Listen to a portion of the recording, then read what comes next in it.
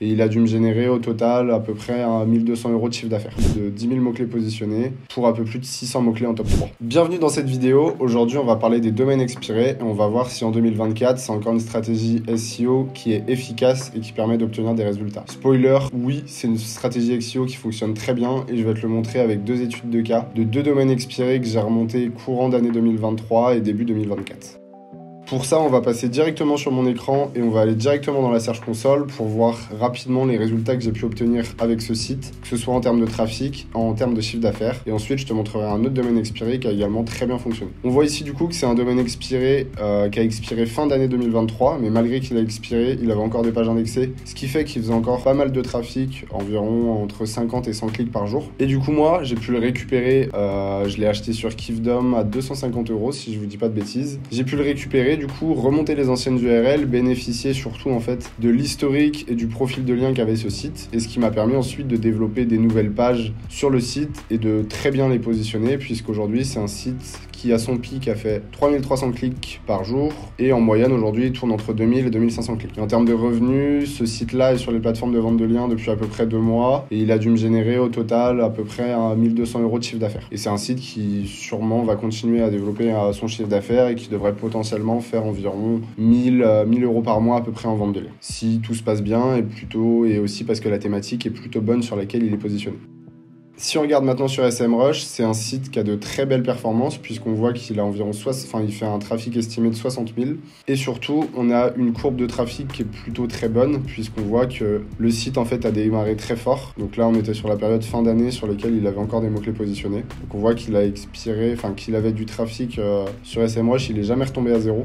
Donc déjà ça c'est une très bonne chose. Et là c'est à partir de quand la période où j'ai commencé à le réexploiter. Et du coup on est monté assez rapidement en termes de trafic et en termes de mots-clés aussi, puisqu'aujourd'hui on a un peu plus de 10 000 mots-clés positionnés pour un peu plus de 600 mots-clés en top 3. Donc c'est plutôt une très bonne performance. Alors pour quelle raison ce domaine expiré a fonctionné plutôt qu'un autre? Il y a deux raisons principales à ça. La première raison c'est que c'est un site qui avait un très bon historique en termes de trafic et en termes de pages indexées. Donc quand je l'ai récupéré, il avait encore plusieurs pages indexées, notamment la page d'accueil qui était souvent crawlée par Google et du coup qui était également encore positionnée sur des mots-clés. Ce qui permet qu'en remontant tout simplement les URL, on a pu récupérer le trafic assez rapidement. Mais la principale raison pour laquelle ce domaine expiré est très bien reparti, c'est qu'il avait un très gros profil de liens. Ça veut dire qu'il avait beaucoup de liens depuis des médias, des liens qui sont difficiles à acquérir de manière naturelle sans les acheter. Et en fait, du coup, ce qui fait qu'il avait une très grosse puissance. Et ce qui fait qu'en fait, quand j'ai remonté des nouvelles pages, elles s'indexaient très rapidement, elles se positionnaient très rapidement et sur des mots-clés avec des volumes de recherche plutôt intéressants. Ce qui fait qu'assez rapidement, on a pu récupérer du trafic sur ce site.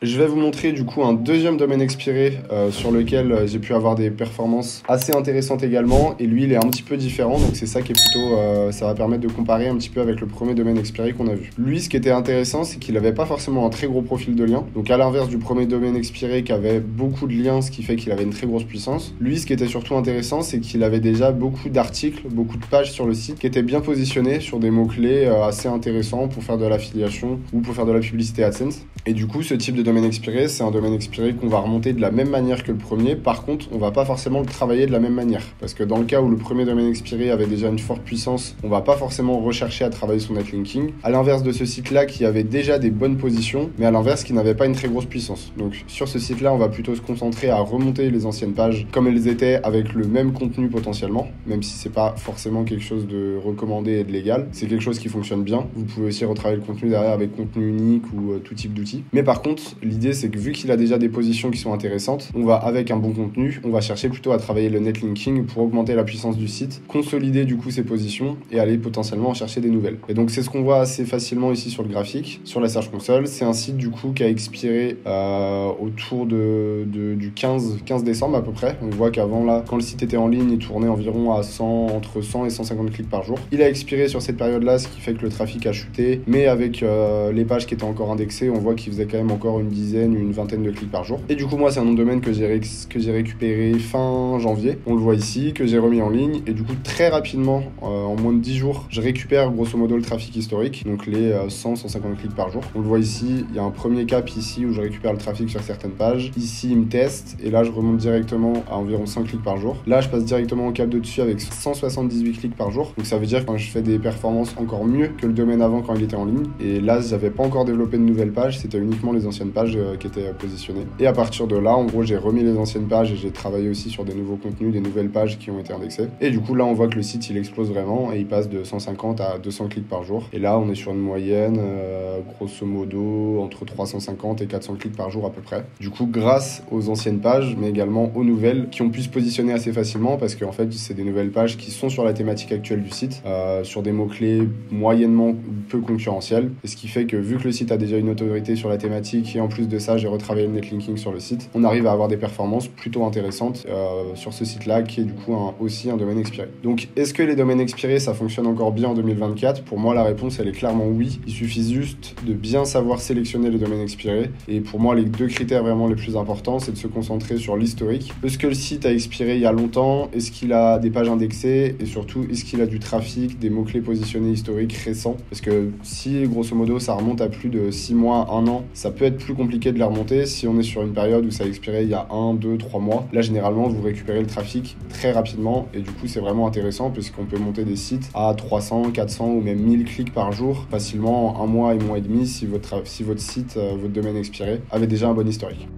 Et le deuxième critère pour moi qui est super important aussi, c'est le profil de lien. Si vous aviez un profil de lien sur votre domaine expiré qui était très puissant, comme on l'a vu dans le premier cas, vous pouvez très vite, avec des nouvelles pages, arriver à vous positionner sur des très belles requêtes et du coup bénéficier d'une vraie puissance sur le domaine au global et en profiter pour aller se positionner sur de nouveaux mots-clés. J'espère que cette vidéo vous aura plu. N'hésitez pas à lâcher un petit like, à vous abonner et à me poser des questions en commentaire si vous avez des questions par rapport au domaine expiré. Et puis si vous avez d'autres idées de vidéos, d'autres sujets que vous voulez que je traite par rapport à l'édition de site ou au SEO, n'hésitez pas à le laisser en commentaire.